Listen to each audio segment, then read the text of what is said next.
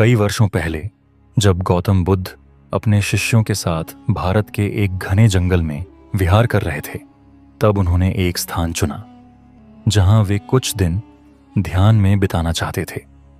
यह स्थान था एक विशाल प्राचीन बोधि वृक्ष।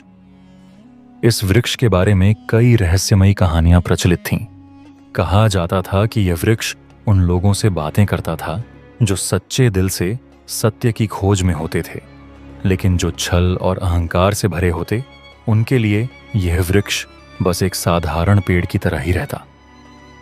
जंगल का रहस्य बुद्ध अपने शिष्यों के साथ जब इस वृक्ष के नीचे पहुंचे तो उन्होंने वहां की शांति को महसूस किया।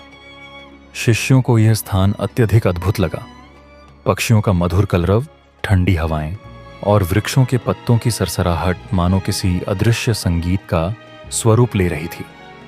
लेकिन उसी जंगल में एक और व्यक्ति था, एक जिज्ञासु और घमंडी ब्राह्मण जिसका नाम वरुण शर्मा था।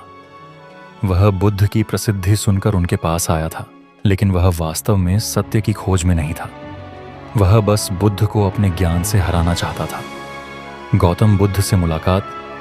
वरुण शर्मा बुद्ध के पास जाकर बोला, हे तथागत, मैंने सुना है कि आप संसार के सबसे ज्ञानी पुरुष हैं। क्या आप मुझे यह बता सकते हैं कि आत्मा अमर है या नहीं? क्या ईश्वर वास्तव में है? यदि हाँ, तो क्या वह हमें देखता है? बुद्ध ने शांतिपूर्वक उसकी ओर देखा और मुस्कुराए। वरुण, ये प्रश्न तभी उत्तर पा सकते हैं जब तुम्हारा हृदय वास्तव में जानने के लिए तैयार हो। तुम पहले उस बोधि वृक्ष के नीचे जाकर ध्यान लगाओ और जो अनुभव करो वह मुझे बताओ।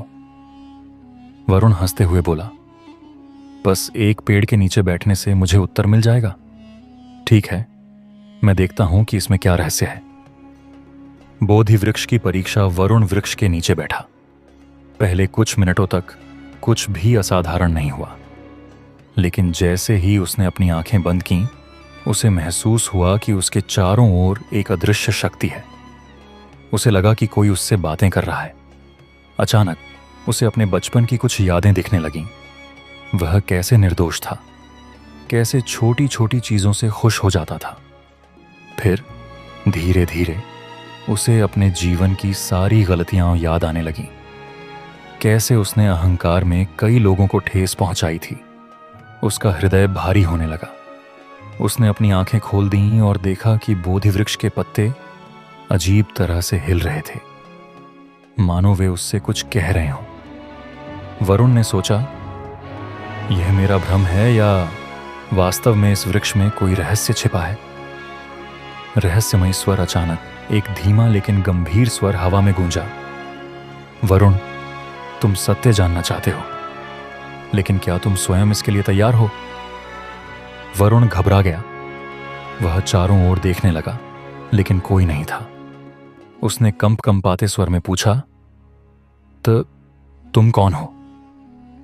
आवाज फिर आई, मैं वही हूं जो तुम खोज रहे हो, लेकिन सत्य उन्हीं को प्राप्त होता है जो इसे स्वीकार करने का साहस रखते हैं। वरुण की आंखों में भय और जिज्ञासा दोनों थे। उसने साहस जुटाकर पूछा, तो क्या आत्मा अमर है? स्वर उत्तर देता है, आत्मा वही है जो तुम महसूस कर रहे हो। तुम्हारी यादें, तुम्हारे कर्म, तुम्हारा अनुभव, यही आत्मा है।